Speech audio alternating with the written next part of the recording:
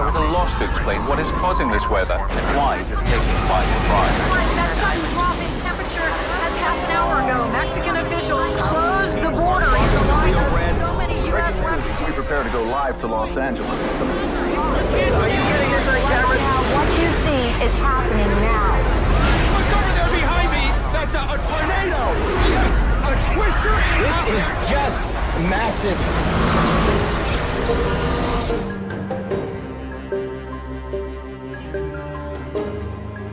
This is in northern Iran, and the rushing water collapses homes right in front of us here. Look at this.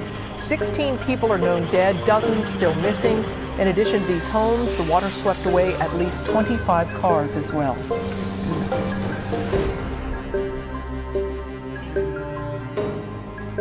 Like that. This was actually a 4.0 earthquake, okay? So it's definitely big enough that a lot of people felt it, and I think that was kind of the unique thing about this situation. Now, the earthquake happened in Fremont along the Hayward Fault, okay? So if you look at the Hayward Fault, it kind of runs parallel to the San Francisco Bay, runs through some big areas like Oakland, Hayward, and of course Fremont as well. Luckily, no injuries have been reported.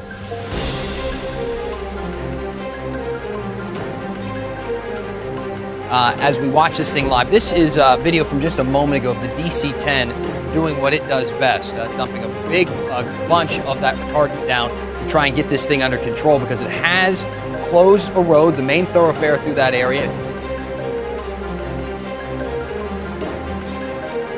Photos taken on board United Flight 447 tell the story. After one passenger fell ill shortly after taking off from Denver Wednesday morning, more passengers started complaining of sickness. They've got several sick passengers. 6 passengers have passed out, several more are ill.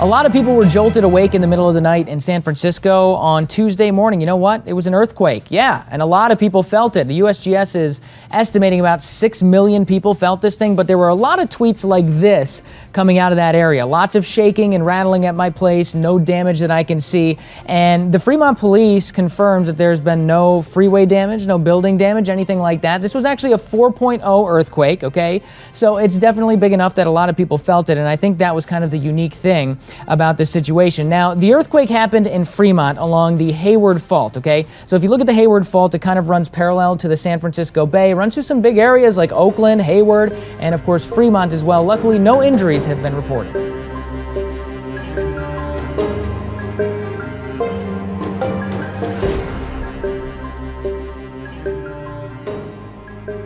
Remarkable video to show you now as flash flooding sweeps through a village in Iran. This is in northern Iran, and the rushing water collapses homes right in front of us here. Look at this.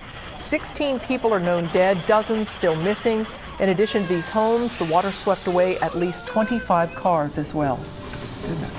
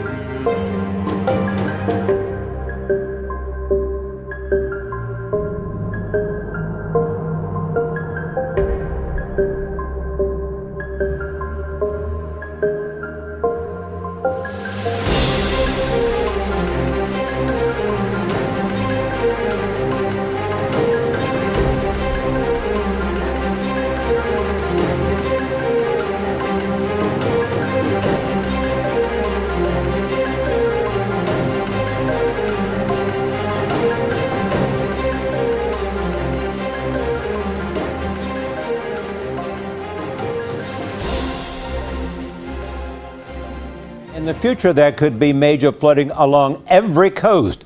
So says a new study that warns the world's seas are rising. Jim Axelrod has that part of the story. Ever-warming oceans melting polar ice could raise sea levels 15 feet in the next 50 to 100 years. NASA's former climate chief now says 5 times higher than previous predictions. Well, this is the biggest threat that the planet faces.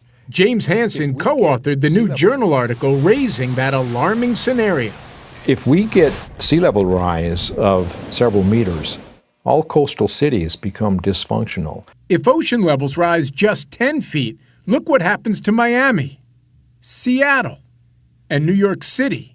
Just 6 feet of water would do this to Fulton Street in Lower Manhattan, this to Harvard University in Massachusetts, and this to Galveston, Texas. The melting ice would cool ocean surfaces at the poles even more, while the overall climate continues to warm. The temperature difference would fuel even more volatile weather. As the atmosphere gets warmer and holds more water vapor, that's going to drive stronger thunderstorms, stronger hurricanes, stronger tornadoes, because they all get their energy from the water vapor. Nearly a decade ago, Hansen told 60 Minutes we had 10 years to get a handle on global warming. It will be a situation that is out of our control. We would reach a tipping point. We're essentially at the edge of that. That's why this year is a critical year. Critical because of a United Nations meeting in Paris in December designed to reach legally binding agreements on carbon emissions, Charlie, those greenhouse gases that create global warming.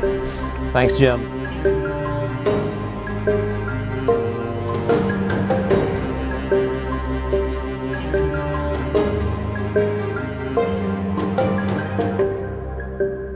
United Airlines is inspecting a plane this morning to find out what made a number of passengers sick.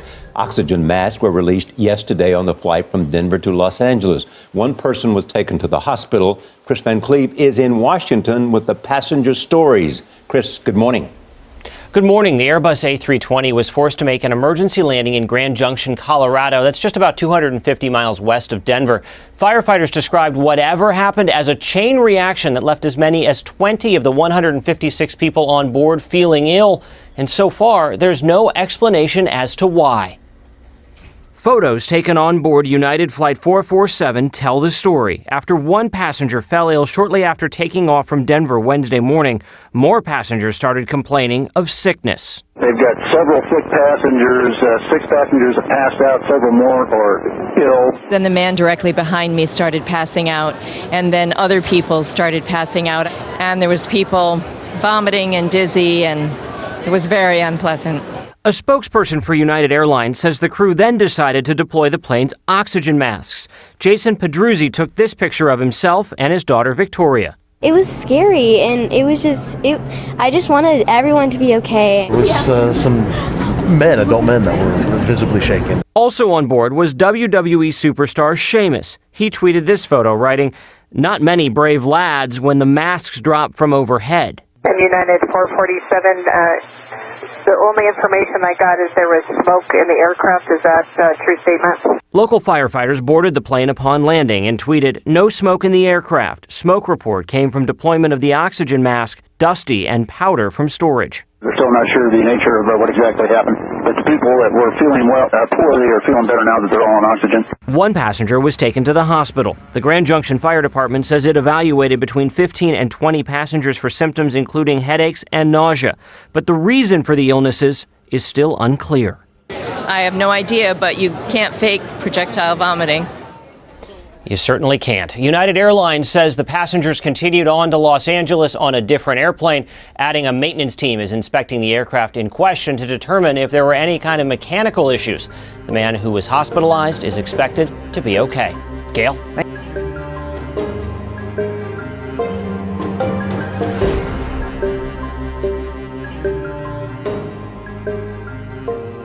The skies darkened over Indonesia this week as 5 volcanoes erupted at virtually the same time, spewing ash and smoke across the archipelago in Southeast Asia. On Wednesday, steam and debris hurtled some 6,000 feet into the air from the eruption atop Mount Rong on Java Island. And these mountains spit ash and smoke in the Moluccas Islands. Next, it was the Sinabung volcano's turn to display its natural force. Mount Kuranjtan completed the quintet of combustion as more than 13,000 people were evacuated throughout Indonesia. Some 130 active volcanoes sit among Indonesia's more than 17,000 islands.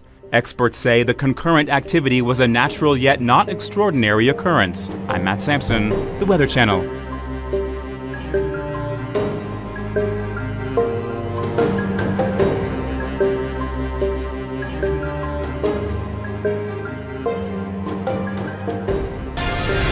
Good evening, everybody. I'm CJ Ward. And I'm Beth Farnsworth. Our top story at 5, an alarming discovery in Ventura County.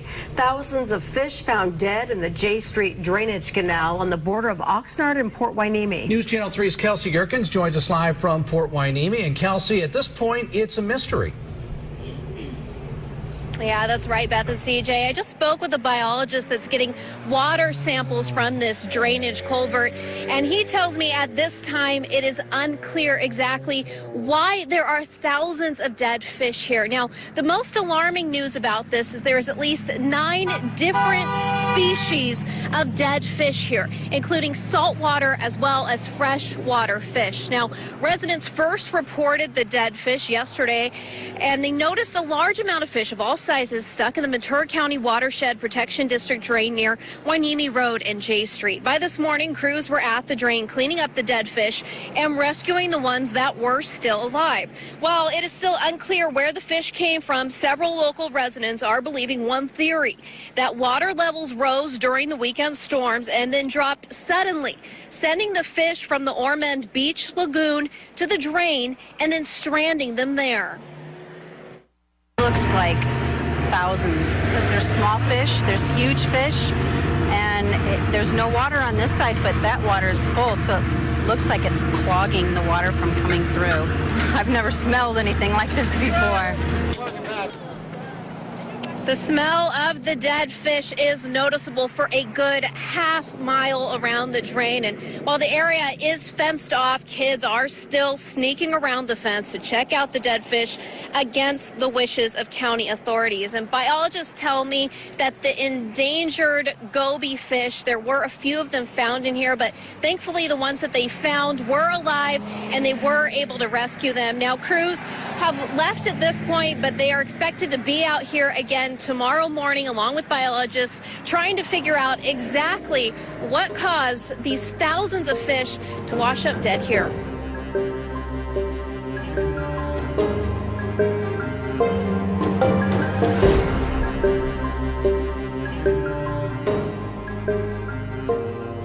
Sinkhole in Citrus County so big it actually swallowed a large truck. The workers nearby incredibly making it out okay. ABC Action News reporter Jacqueline Inglese joining us now live with an update out there. Jacqueline?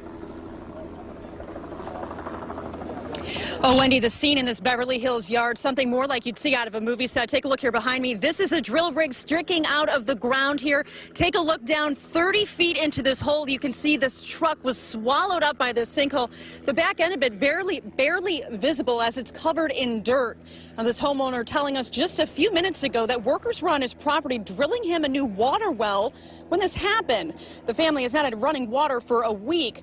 Workers called him home around 1 o'clock, telling him they could feel the ground moving beneath them, and that's when this opened up. Those workers had just gotten out of this truck when it went down into this hole.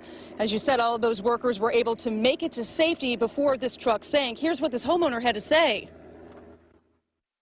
Looked like Mother Nature was hungry, and she was in the mood for truck. And there we have it.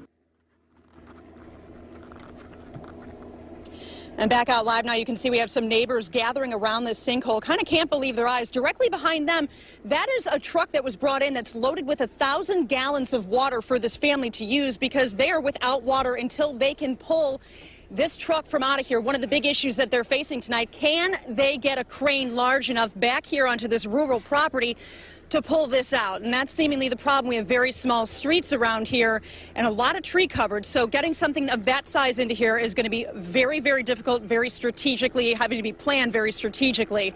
We're going to be here throughout the evening. We'll bring you updates on this sinkhole as we get them. For now, we're live in Beverly Hills. Jacqueline Inglese, ABC Action News.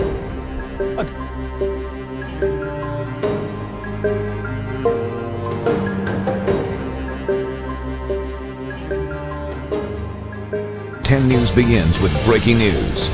We are continuing to follow that growing fire that's threatening homes in Napa County. 10 News reporter Dan Haggerty has been monitoring the situation since 5 o'clock. He's now in the live center. And Dan, we just learned what caused this fire. Yeah, you can see the live images of the fire growing on the mountainside here behind me. We're learning that it was caused by a vehicle accident that sparked this thing. This is an idea for you where it's happening. Lake Berryessa is just north of San Francisco, and it's actually an area that generates a lot of the electricity for the North Bay there with a dam that's in the area. And this is the landscape, and right around all of this are a bunch of cabins and homes and boat docks. Take a look at the pictures again as we watch this thing live. This is video from just a moment ago of the DC-10 doing what it does best, dumping a big bunch of that retardant down to try and get this thing under control, because it has closed a road, the main thoroughfare through that area. It has caused some evacuations. We do know that, of course, there are a bunch of hiking trails through that area. They had to go in and save some hikers, because when these fires get going and it is windy in the area, it moves very, very quickly. So people are in danger as they continue to try and get it under control. We started reporting this at 5 o'clock when it was 300 acres. It's now 1,000 acres, and it's only 5% contained. That's always a number we throw out there, and it's kind of hard to kind of wrap your head around exactly what it means. 5% is not one of those numbers. You can tell this thing is a bit out of control at this point. We're going to continue to keep our eyes on it and keep you updated from here in the live center. For now, I'm Dan Haggerty, 10 News. Yeah, busy time during the summer in those areas on the roads, and a lot of people camping up at Lake Berryessa. Thank you, Dan. Know you're continuing to watch that.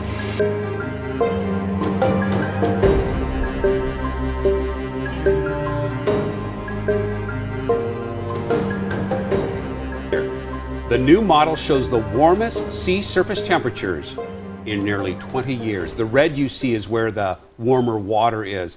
Chief Meteorologist Kristen Van Dyke here in the Weather Center. Interpret this for us. Right. What does this really mean? Okay, so the bottom line, what you're supposed to get from that is they're supposed to look very, very similar, right? Yes. Because back in 1997-98, the strongest El Nino ever on record at that time, and now we're almost matching that up. And so it looks like we're headed towards a very strong El Nino too. So what does that even mean? Let's talk about it. So I have a graphic to show you. Whenever an El Nino happens, what happens is you have a shift in where that warmer water is, where that warmer water over the equatorial Pacific is situated. And so during an El Nino, it all shifts to the east. And where that warmer water is concentrated, that's what fuels the jet stream. And so that means that the jet stream starts to shift in its track. That's where these storm systems develop. So when you have the warmer water shifting to the east, you have a shift in that jet stream, and that means the storm track typically takes a southerly dip. And so that's great news for California, but what it means for us here in the Pacific Northwest typically is that it's very warm for us and it's very dry for us compared to normal.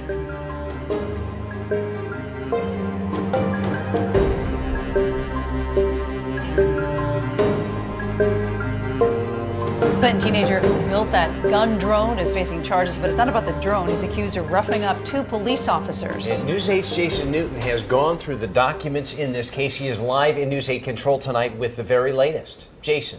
Darren, and like you said, none of these arrests have anything to do with that viral drone video you just showed, but Austin Howitt has a reputation with law enforcement going back to his days as a juvenile. At 18 years old, Austin Howitt is well known to police in Clinton. We've had multiple interactions with Mr. Howitt.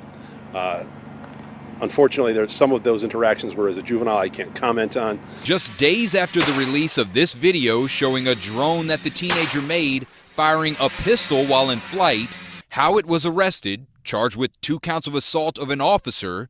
The incident happened when the teenager went to turn himself in for an unrelated warrant Wednesday night and apparently had second thoughts. He had a disagreement with the arresting officer in our front lobby and attempted to exit the building. The officer had to physically restrain him from doing so, and an altercation ensued. The initial warrant was for an incident on Sunday. Clinton police say Howitt was parked at the library after hours, and when they approached, they say Howitt went berserk, screaming at the officer before driving away. When he tried to stop him, Mr. Howitt initially stopped, questioned the officer's authority for stopping him, and then prior to the officer's backup arriving, Mr. Howitt drove away. He stopped a quarter mile up the road, but the teenager kept the car in drive, refused to get out, and screamed at officers that they had no right to detain him. According to the report, Clinton police backed down, deciding to leave the teenager alone and instead issue an arrest warrant at a later time. The decision was made at that time instead of putting our officers in harm's way of getting injured by a moving motor vehicle, that we would merely culminate the investigation by an arrest warrant. And according to the documents, after turning himself in, Howitt reportedly vomited several times on himself. He was taken to the hospital where medical staff found a recording device in his underwear. Howitt apparently wanted to document his interaction with police officers. He did post a $20,000 bond today in court. Live in News 8 Control, I'm Jason Newton.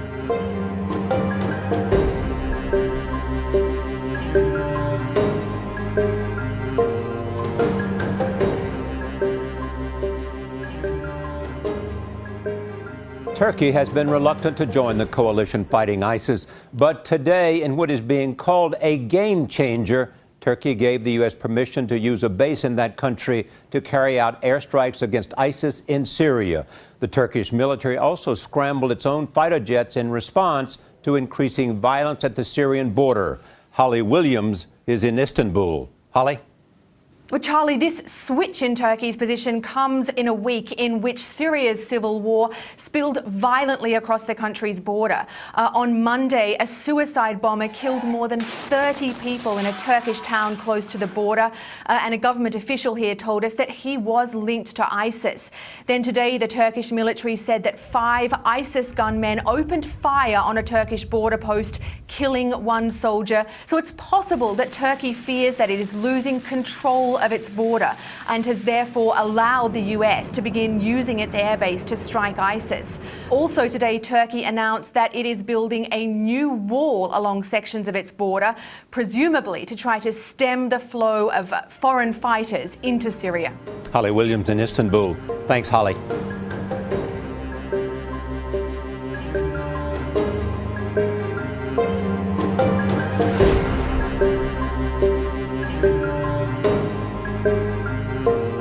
This is the worst disturbance in the jail we've had in probably the last 5-6 years. From Sky 7, McKinley County Detention Center is quiet, but pictures from the ground tell a different story. We had a lot of worry that the rest of the jail may get out of control. Around 1 p.m., jail officials got word that the plumbing was backed up in an inmate housing pod. They started moving dozens of inmates out so crews could fix it. But at 1:33 p.m., officials say the inmates got riled up and started setting fire to their beds and clothing. There was a stack of property such as clothing, sheets, bedding, mattress type things that are all history. State police and fire crews surrounded the jail. Some of the inmates wouldn't leave the pod, so police used tear gas to force them out. By 3 o'clock, the fire was out and order was restored. No one was seriously hurt, but it's not quite a happy ending. McKinley County now has to clean up thousands of dollars in damage, and the pod can't be used until that's done. And both police and the jail will take a hard look at what happened here. If there's policies we need to change, or if there's some procedures, or even if there was some policies that were violated, we have to investigate all of that. This has been quite a month for the McKinley County Jail. Just a few weeks ago, they had an inmate escape from here. He's since been caught. In Gallup, Matt Howerton, KOAT, Action 7 News.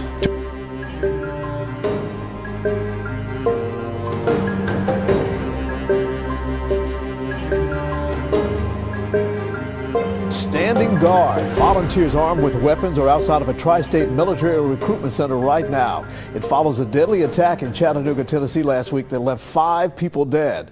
Local 12 News reporter Larry Davis joins us live from Middletown right now after talking with those who believe that this is just the right thing to do. And good afternoon, Larry. And good afternoon to you, John. And this is the Armed Forces Recruiting Center in Middletown. The Army, Navy, Air Force, and Marines all have individual offices here. Now, the veterans that you see behind me here are armed, and they say they are here to protect those recruiters. 6 military veterans are stationed outside the recruiting center. All are armed, and even one vet has a baseball bat just in case. The vets began coming here this week after the shooting deaths of military personnel. The shootings are outside a recruiting center in Chattanooga, Tennessee, as well as a Navy Operations Support Center. That's where the military personnel were shot to death. They were not armed, as are recruiters across the country. Now, since then, some states have decided to start arming their state National Guard personnel. And these veterans here in Middletown say they're hoping the same thing happens in Ohio. In the meantime, they vow to protect them. That's what we're hoping for. We're planning on being here until that happens, or until National Guard steps up. There's somebody's got to take over and protect these people. And John, just a short time ago, a couple came up, just got out of the vehicle, came up, shook their hands, and said, "We want to thank you for what you're doing." And even earlier, a woman came up, dropped off some food and water, thanking them for what they're doing as well. And these veterans here say they're doing it for their country and the people who are serving their country, and they vow to stay here while they can to protect the personnel who work at these recruiting centers.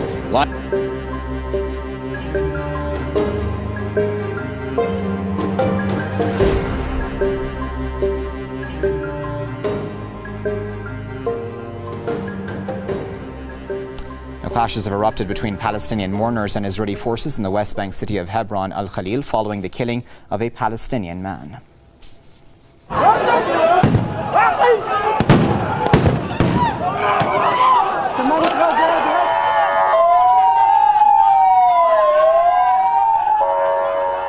Anger boiled over in the occupied region after the 52-year-old Palestinian man was shot dead by Israeli troops on Thursday. This was the second such deadly attack in the occupied territories in just 2 days.